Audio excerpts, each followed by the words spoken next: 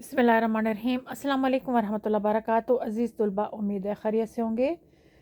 Class 9 इस्लामियात MCQs का सिलसिले का आज पार्ट 2 हिस्सा 2 में अपलोड कर रही हूँ। इसको अच्छी तरह समझिएगा, सोच समझ के इसको समझ के वीडियो पूरी देखिएगा ताकि आपको मतलब समझ आए और कौन से लफ्ज़ को किस तरह लिखा जाता है वो भी साथ साथ एक्सप्लेन करती जाऊँगी।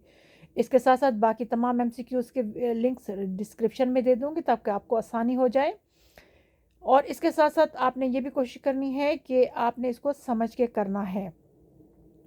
वीडियो को शेयर करें, लाइक करें और सब्सक्राइब करें। शुरू करते हैं ईमान वालों और उसके ईमान वालों, अल्लाह और उसके रसूल के हुक्म पर चलो और रू गर्दानी यानी मुंह ना फेरो। ईमान वालों, हुक्म मानो अल्लाह और उसके रसूल का। जान लो कि अल्लाह हायल हो जाता है आदमी और उसके दिल के दरमियान। इंसान के लिए माल औलाद क्या है? फितना, आजमाइश। दोनों लफ्ज़ इस्तेमाल हो सकते हैं। यो तखत्तफ का मतलब उचक लिया जाए, उड़ा लिया जाए, अचानक उठा लिया जाए। तो ये डिफरेंट मीनिंग है, साथ साथ क्या करें। मुस्तज़अफ़ूना का मतलब होता है बेज़ोर, कमज़ोर, या या क्या कहते हैं, ये लफ्ज़ इस्तेमाल होते हैं, कमज़ोर या बेज़ोर। अल्लाह के नज़दीक बदतरीन जानवर कौन है? गूंगे और बहरे। रसूल अल्लाह सल्लल्लाहु अलैहि वसल्लम तुम ऐसे काम के बुलाते हैं जो तुमको बख्शता है हयात जावदा यानी ज़िंदगी। ए मोमनो, इन लोगों जैसे ना होना जो कहते हैं कि हमने सुन लिया मगर हकीकत में वो नहीं सुनते। नंबर 10, अगर अल्लाह इनमें कोई नेकी का मादा देखता तो इनको तौफीक देता सुनने की। काफरों को कहा जा रहा है। नंबर 11, और डरो उस फितने से जो खसूसियत के साथ उन्हीं लोगों पर वाक़या ना होगा तुम में से गुनहगार है। यानी जब मुसीबत आती है तो उसमें अच्छे और बुरे लोग दोनों शामिल होते हैं, सिर्फ गुनहगारों पे नहीं आती है। वो क़यामत के दिन अल्लाह उन सबको अलग-अलग कर देगा। नंबर 12, और उस वक्त को याद करो जब तुम कलील यानी और ज़ईफ़ यानी थोड़े समझे जाते थे और कमज़ोर समझे जाते थे। कहाँ पे? मक्का में।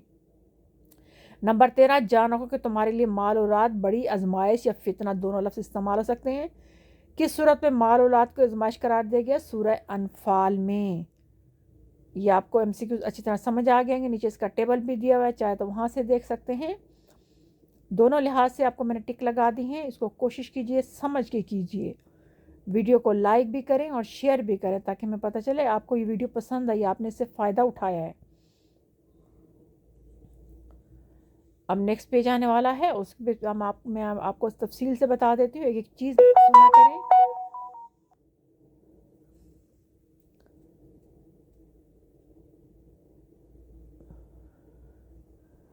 ताकि आपको आगे है। युगशी का मतलब वो ढांप देता है।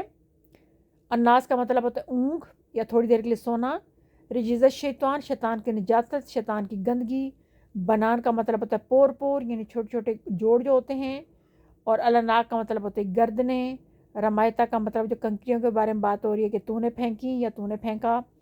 ज़हाफ़न का डिफरेंट मीनिंग है, लश्कर कशी की सूरत में, मैदान जंग की सूरत में, लड़ाई की सूरत में, हमले की सूरत में।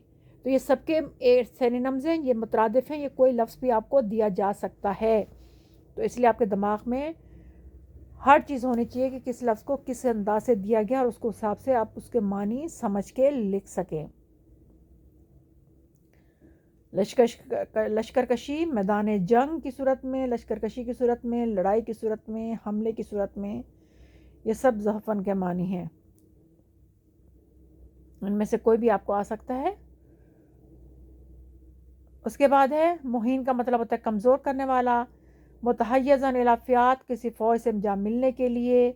मुतहर्रिफ़न लिक़िताल, जंगी चाल के तौर पर। ये पहला गलत है, सर्कल वाला दायरे वाला ठीक है। जब तुम्हारा परवरदिगार फरिश्तों से इरशाद फरमाता कि मोमनों को क्या दो? तसल्ली दो। नंबर 12, मुसलमानों पर मैदान बदर में ऊँघ तारी करने का मकसद क्या था? कि अमन सुकून, थोड़ी देर में सुकून हासिल करें। परेशान थे, रातों को जागे हुए थे। नंबर 13, तो इनके सर मार कर उड़ा दो और इनका तोड़ डालो क्या? पोर पोर। तुम लोगों ने कुफार को कत्ल नहीं किया बल्कि किसने कत्ल किया? अल्लाह ने। नंबर 15, कुछ शक नहीं कि अल्लाह काफरों की कमज़ोर कर देने वाला है, तदबीर मंसूबे। नंबर 16, और जान रखो कि अल्लाह और उसके आदमी के दरमियान में क्या हो जाता है? हाइल, ये रुकावट बन जाता है। दोनों आ सकते हैं। नंबर 17, मोमनों को किन दो सूरतों में मैदान जंग में पीठ फेरने की इजाज़त है? जंगी चाल और फ़ौज से जा मिलने के लिए। नंबर 18, ईमान वालों, जब मैदान जंग में कुफार से तुम्हारा मुकाबला हो तो पीठ ना फेरना। 19, ग़ज़वा बदर के मौके पर अल्लाह ताला ने पानी बरसाया ताकि तुमसे दूर कर दे शैतानी नजासत। اور یہ نمبر 12 کو میں ایکسپلین کر رہی تھی کہ مسلمانوں پر میدان جنگ میں اونگ طاری کرنے کا مقصد امن سکون حاصل کرنا تھا، اور پانی برسانے کا مطلب پریشان تھے مسلمان کہ اب جو ہے وہ استنجے کے لیے پانی کہاں چاہیے، نہانے کے لیے، برتنوں کے لیے، کھانا پکانے کے لیے، تو ظاہر ہے وہ ان کے اس لیے اللہ تعالیٰ نے بارش برسائی۔ اگلا ہے قرآن میں ہے کہ محمد صلی اللہ علیہ وسلم جب آپ نے کنکریاں پھینکی تو آپ صلی اللہ علیہ وسلم نے پھینکی بلکہ اللہ نے پھینکی۔ وما رمائیتا اذا رمائیتا کا مت کس کی طرف اشارہ ہے؟ کنکریاں پھینکنے کی طرف ہے، وہ غلطی سے جنگی خندق ٹک ہو گیا تھا، اس کو میں نے کراس کر کے کنکریاں پھینکنا ٹک کر دیا ہے۔ اللہ تعالیٰ نے مومنوں کو حکم دیا کہ وہ کافروں کی کس پہ مارے؟ گردنوں پر۔ اللہ تعالیٰ نے کافروں کے کیا تیار کر کے رکھا ہے؟ آگ کا عذاب۔ اللہ تعالیٰ کا کافروں کی تدبیر کو کیا کرنے والا ہے؟ کمزور۔ جس وقت تم نے کنکریاں پھینکی تھی وہ تم نے نہیں پھینکی تھی بلکہ اللہ نے پھینکی تھی۔ اس میں باکسز میں بھی جس کا آنسر ہے آپ اس کو دیکھ لیں۔ اللہ تعالیٰ آپ لوگوں کے علم رزق میں برکت عطا فرمائے اور دین اور دنیا کی بھلائی عطا فرمائے، آمین ثم آمین۔